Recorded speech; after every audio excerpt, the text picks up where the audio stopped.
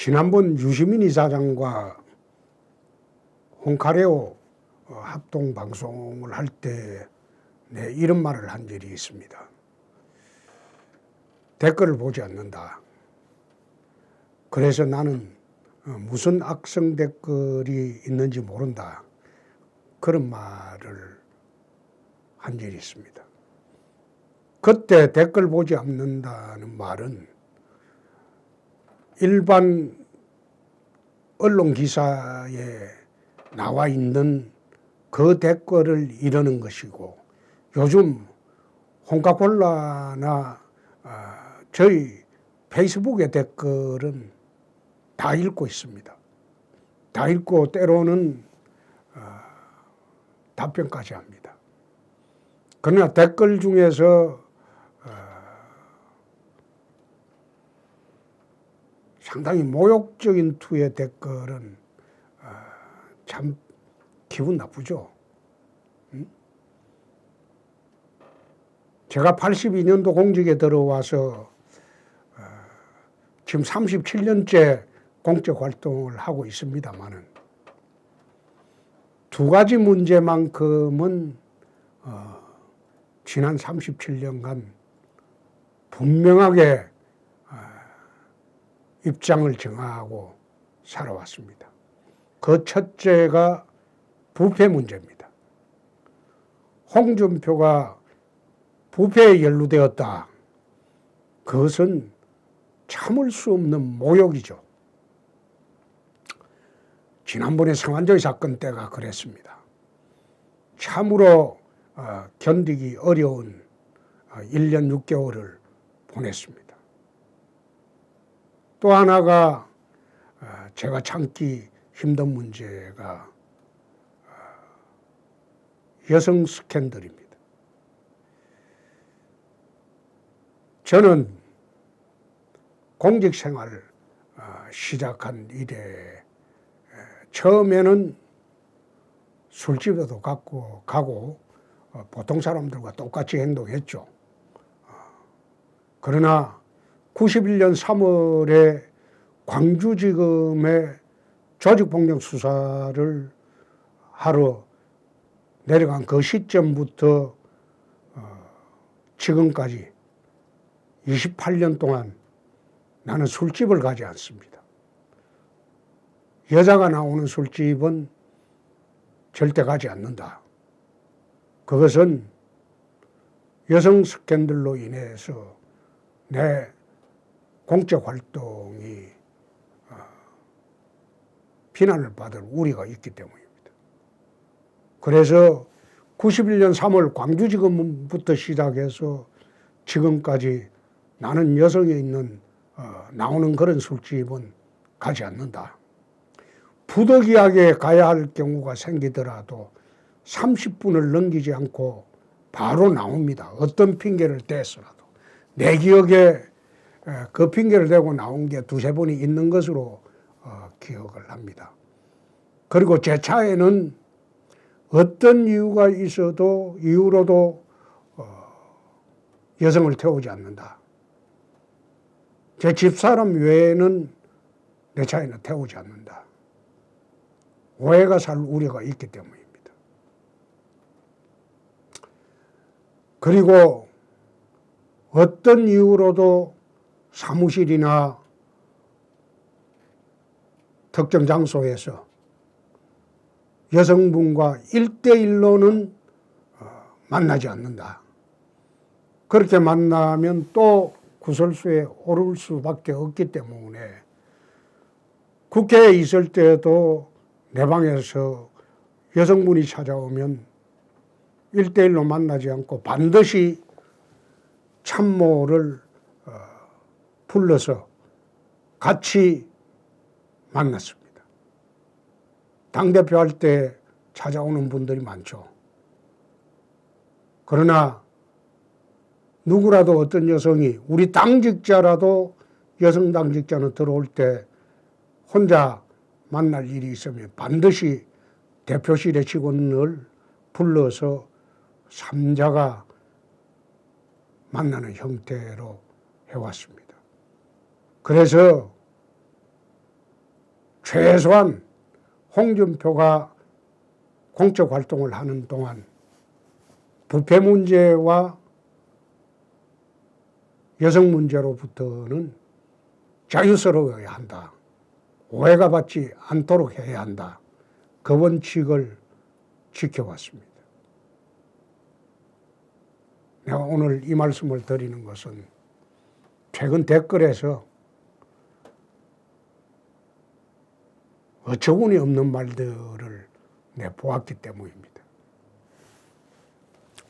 울산에서 검사를 할 때는 사실 울산이라는 동네는 우리가 처음 울산으로 이사 갔을 때는 74년도 6월 말로 기억을 합니다마는 울산 복산동 골짜기에 단칸 월세방에 전 가족이 먹고 살기 위해서 울산을 이사를 갔습니다. 저로서는 경남 장령에서 태어나서 서부 경남 지역을 또는 대구 서부 경남 지역을 배회를 하다가 마지막 간 곳이 울산이었기 때문에 고향으로 치면 제 마지막 고향이 된 셈이죠. 그래서 울산에 대한 애정도 있었고 울산에 가고 싶어서 그 당시로서는 지원자가 없었던 울산을 지원을 했고 또 울산에 가서 87년 6월에 갔으니까 그리고 울산을 나온 게 88년 8월이니까 한 1년 3개월 울산에서 어머님과 같이 참 행복한 시간을 보냈습니다. 통상 검사들은 인사이동을 앞두게 되면 마음이 뒤숭숭하죠. 새로운 임지가 기족검사나 공안검사일 경우에는 자기 새로운 임지를 미리 가기 전에 몇 달 전에 안다고 합니다. 그 당시도 그랬고요. 검사 부류를 그 당시는 세 부류로 나눴다고 말을 한 적이 있습니다. 광어족 검사,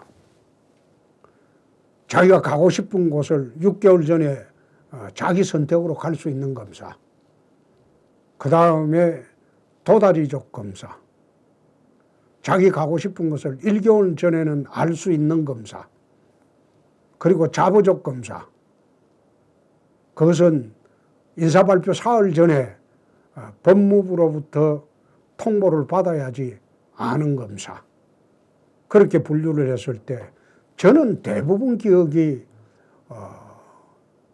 법무부로부터 통보 받은 일은 기억이 없고 단지 법무부에서 인사발령 났다고 팩스로 내려오는 날 그날 알았거나 보통 팩스가 저녁 늦게 내려오기 때문에 그 이튿날 아침에 신문 보고 아는 그런 검사였기 때문에 울산지청에서 다음 임지가 어디가 될지 상당히 의아스러웠고 궁금했습니다. 혹시나 전 대통령 누나 사건도 있었고 또 청주에서는 법무부 장관 사돈 사건도 있었고 그래서 공안 부적격자 그래 찍혀 있었던 터라 미운 털이 바뀌어서 또 다른 시골로 가지 않을까 그런 생각을 하기도 했습니다만은 그 당시로서는 그랬습니다. 지방 2번 돌면 서울에 한번 올라가서 근무할 수 있는 기회를 줬습니다. 서울본청은 그 당시에 서울지검이었고 서울지검이 아니고 동부, 남부, 북부가 있었고 그 당시 제 기억으로서는 서부지청은 없었습니다. 지금은 서부검찰청, 동부검찰청 전부 검사장이 근무하는 검찰청으로 되어 있지만 그 당시는 서울지검만 검찰청이었고 남부, 동부, 북부 그렇게 서울에 재경지청이 3개 있었고 의정부지청이 또 있었습니다. 그래서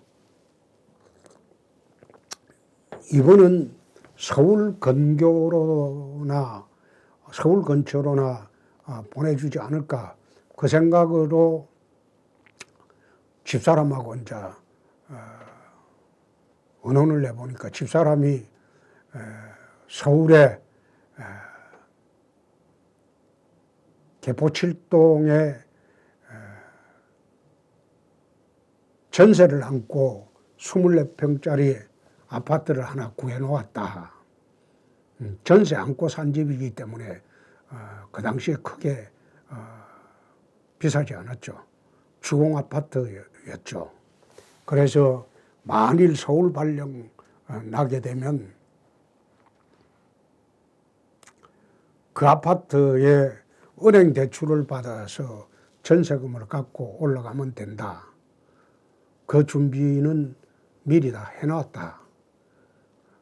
전세 입주자들한테도 양해를 구해놓았고 발령만 나면 이사 갈 수 있도록 해놨다. 그 이야기를 들었습니다. 그래서 인사이동이 이제 다가오자 우리가 방에서 수사 중이던 사건을 마무리 지을 것은 마무리를 지어야 됩니다. 특히 깡치 사건 같은 경우에 깡치 사건이라는 것은 정말로 오랫동안 해결이 안 돼서 묵혀둔 사건입니다. 그 사건은 통상으로 검사들이 더 이상 사건을 들춰보기 싫으니까 남겨두고 가는 것이 대부분이지만은 저는 대부분 인사이동 전에 그 깡치 사건은 어떤 식으로든 결론을 내고 기소를 하든지 안 그러면 구속을 하든지 안 그러면 무혐의로 털어내든지 그렇게 해서 정리를 하는데 박차를 가하고 있었습니다. 다행히 이제 인사발표를 할 때 서울 영등포지청, 남부지청이죠. 물레동에 있었죠. 그쪽에 이제 발령이 났다는 지청장님의 이제 말씀을 듣고 남부지청이라면 물레동에 제가 사법연수원 검사 15를 할 때 남부지청에서 15를 했습니다. 그래서 익숙한데죠. 아는 사람도 그 당시에 좀 있었고 그래서 난 참 반가웠어요. 검사 때 15 하면서 참 재미있게 검사 수사 실무를 익혔던 곳이 남부지청이었기 때문에 남부지청에 발령이 났다는 소리를 듣고 참으로 기뻤습니다. 그래서 이제 남부지청 발령을 받고 서울로 이제 올라와서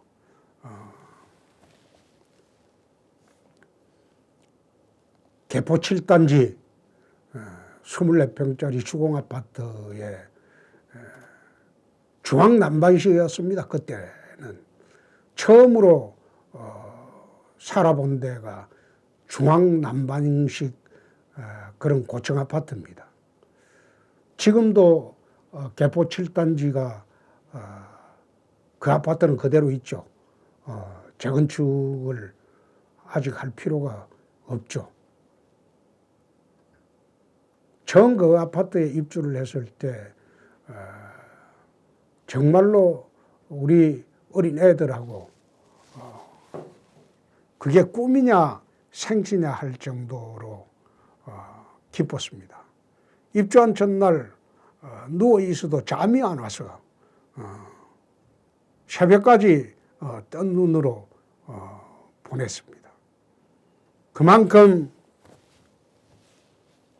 7살 때 고향에서 집을 우리 집에서 살다가 그날 이후로 타향을 전전한 게 몇 년입니까? 거의 20한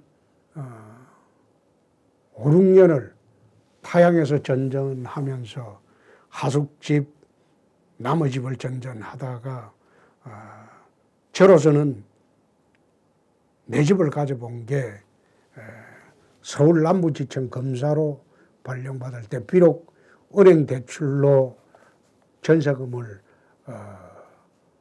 상환을 하고 입주를 했지만 기뻤습니다.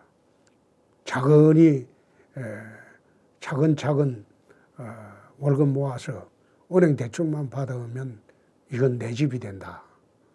서울에 자그마하지만은 내 집이 있다는 게 얼마나 기쁜 일인지 그 당시는 첫날은 잠을 못 잤죠.